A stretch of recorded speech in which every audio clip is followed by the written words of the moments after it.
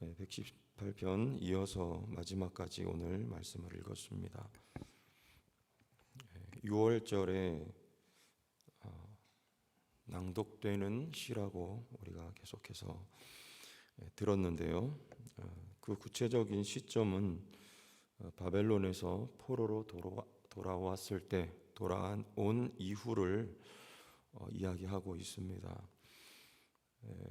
바벨론에서 포로로 돌아왔을 때 이들이 하나님에 대해서 새롭게 인식하게 되는 것이죠. 따라서 오늘 18편 1절과 읽었던 마지막 29절에 여호와께 감사하라 그는 선하시며 그의 인자하심이 영원하심이로다. 또 마지막 절에도 여호와께 감사하라 그는 선하시며 그의 인자하심이 영원함이로다. 여호와는 선하시며 인자하시다 이렇게 선포를 합니다. 시작하면서 1절에 그리고 시를 마치면서 마지막 절에, 그러면 그 중간에는 여호와께서 선하시며 인자하신 이유에 대해서 기록을 하고 있겠죠. 여호와는 선하시며 인자하신가? 여호와는 여러분의 삶에 선하시며 인자하신가요? 그런데 우리 삶의 경험상 여호와는 정말 선하시냐? 정말 인자하시냐?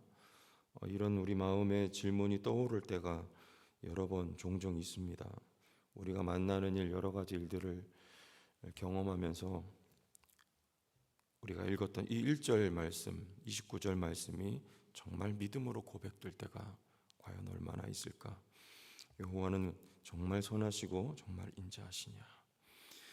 그런데 오늘 시인은 그렇다라고 내용을 계속해서 기술해 나가고, 특별히 하나님은 오늘 읽은 말씀에 구원의 하나님이십니다 이렇게 고백하고 있는 대목 19절 이하입니다. 내게 의의 문들을 열지어다. 여기서 문들, 그리고 20절에는 문이라고 단수로 나오잖아요. 여기서 문들은 성문들 또는 성전문들, 성의 사이즈에 따라서 문이 여러 개 있으니까 문들이고요. 또 성전문도 마찬가지입니다. 문들을 열지어다. 내가 그리로 들어가서 여호와께 감사하리로다. 근데 그 문이 누구라는 말입니까?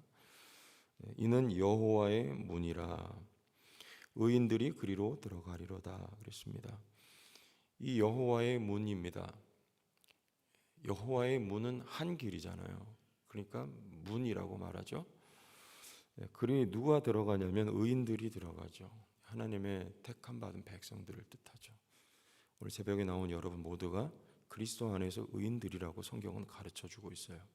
그 문으로 의인들이 들어가죠. 근데 그 문으로 들어가면 무엇을 얻습니까? 예수님께서 요한복음 10장에 나는 양의 문이라 그랬잖아요. 똑같아요. 여호와가 문이고 그리스도가 우리의 문 되시죠. 그리로 나가며 들어오면서 꼴을 얻어요. 꼴이라는 것은 생명이죠. 여호와는 우리의 생명의 문 되신다는 고백을 하고 있는 것이죠. 우리가 여호와를 향하여, 여호와를 통하여, 우리 신약시대 그리스도를 향하여, 그리스도를 통하여 그리스도 안에서 우리는 생명을 얻는 것이죠.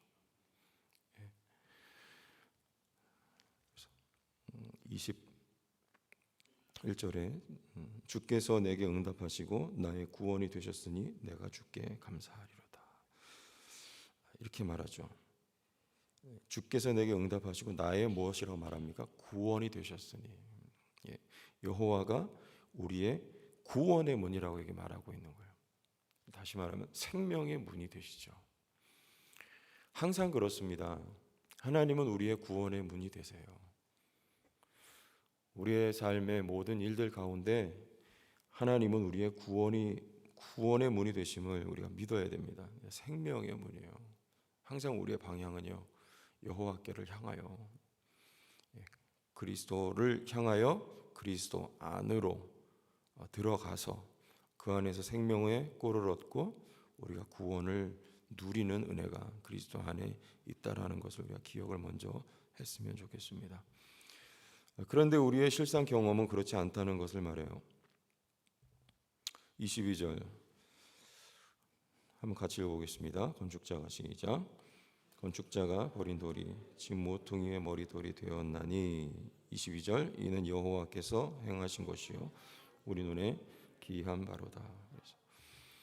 건축자가 버린 돌이에요.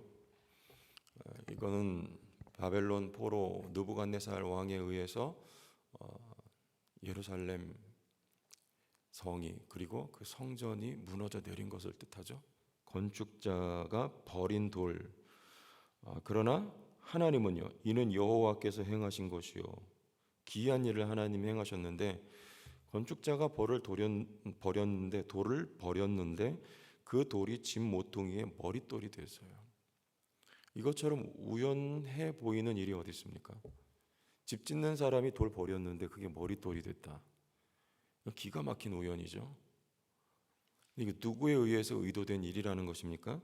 여호와께서 행하신 것이래요. 여기서 건축자는 누구를 의미해요? 바벨론이라고 하는 힘을 소유한 강대국 느부갓네살을 말하잖아요. 건축자에 의해서 이스라엘 백성들은 또 그들이 삶의 중심이었던 성전이 버려지는 거죠. 파괴되는 거예요. 이 말씀 우리가 너무나 잘 알고 있는 익숙한 말씀이잖아요. 예수님께서도 이 말씀을 이 시편에 이 말씀을 인용을 하셔서 말씀을 하셨는데요. 마태복음, 마가복음 다 나옵니다만 마태복음 21장 42절 말씀에 보면 예수께서 이르시되 너희가 성경에 건축자들이 버린 돌이 모퉁이의 머릿돌이 되었나니 이것은 주로 말미암아 된 것이요 우리 눈에 기이하도다 함을 읽어본 일이 없느냐. 자, 이 말씀 지금 예수님께서 누구 앞에서 하고 계신 것입니까? 당시에 유대인들 종교 지도자들 앞에서 하고 계신 거예요. 바리새인과 서기관들, 대제사장들 앞에서요. 건축자들이 버린 돌이 모퉁이의 머릿돌이 되었나니.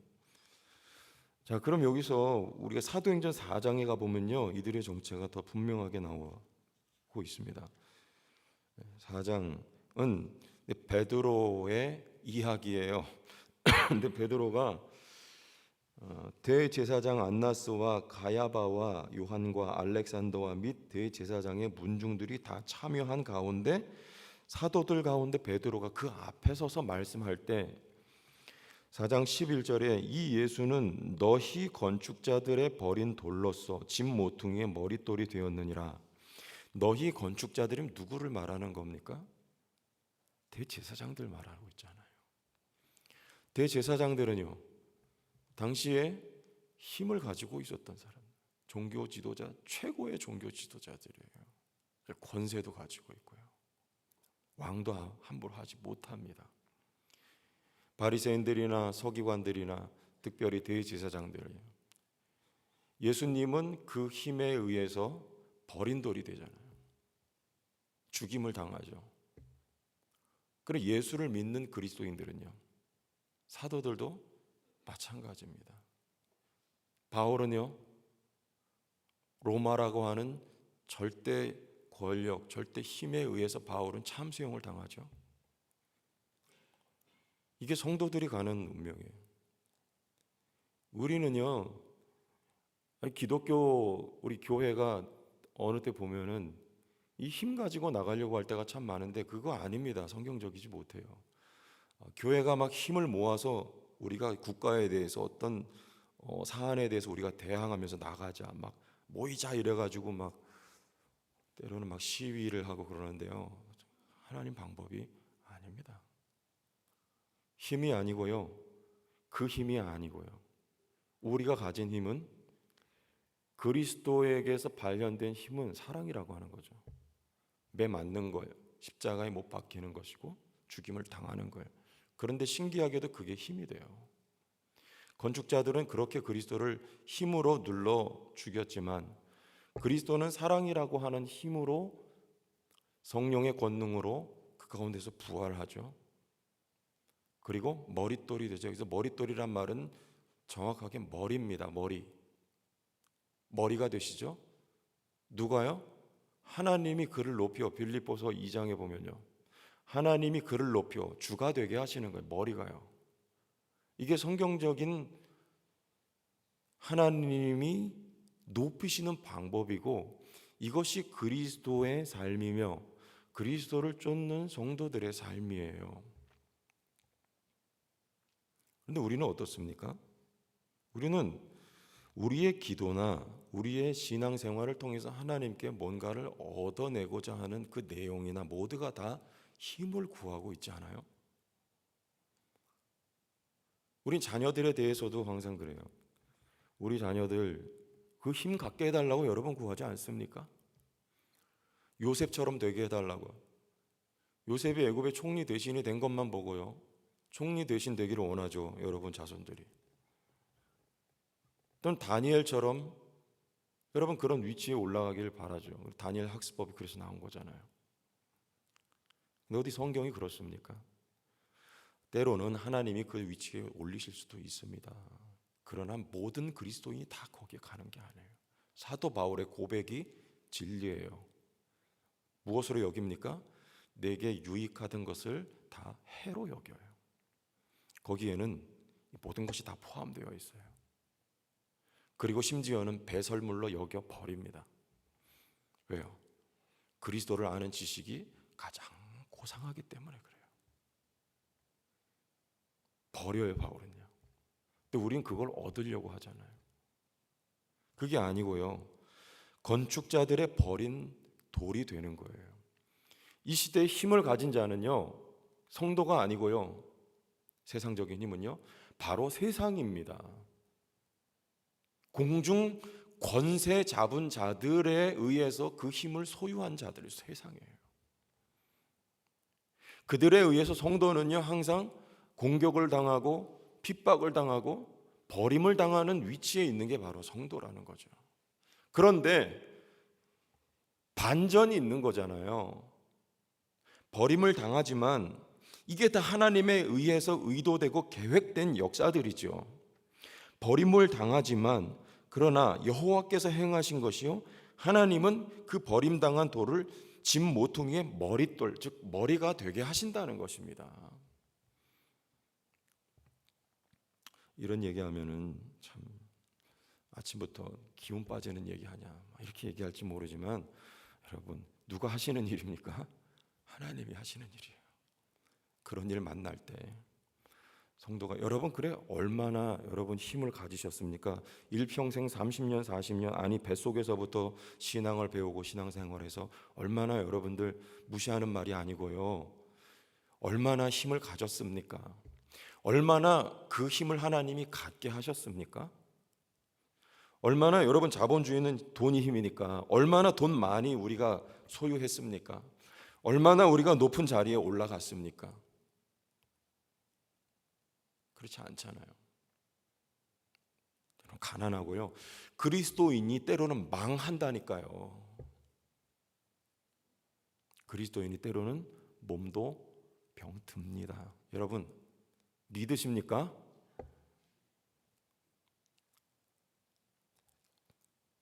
세상 힘이 아니에요. 건축자들의 버린 돌이. 그런데 그들을 하나님이 머리가 되게 하시는 반전이 성도들에게는 있는 거예요. 어디서요? 이 땅에서도 누가 높이십니까? 그들의 신분을 하나님이 높여요. 어떻게 해요? 너는 누구라고요? 내 아들이기 때문에. 어제 말씀 배웠잖아요. 하나님 뭐 하신다고요? 경책하신다고 하셨잖아요. 누구를 경책하십니까? 이스라엘 백성을 하나님이 왜 포로로 끌려가게 하나님이 역사하셨습니까? 누구기 때문에? 너는 내 아들이라는 것이죠. 왜 하나님이 우리를 그렇게 다루십니까? 너희는 내 아들이라는 거예요. 우리가 하나님의 거룩한 백성이며 하나님의 아들인 것을요, 하나님이 우리를 그렇게 높이시는 거예요.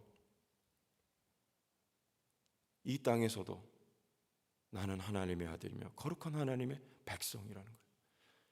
거룩한 하나님의 백성이라고 하는 삶의 분명한 기준과 지표는요, 돈 많이 벌고 우리가 세상에서 성공하고 잘 나가는 것이 아니고요. 그럼 그 반대에 위치한 처한 성도들은 뭡니까? 하나님께 버림받은 것인가요? 그렇지 않아요.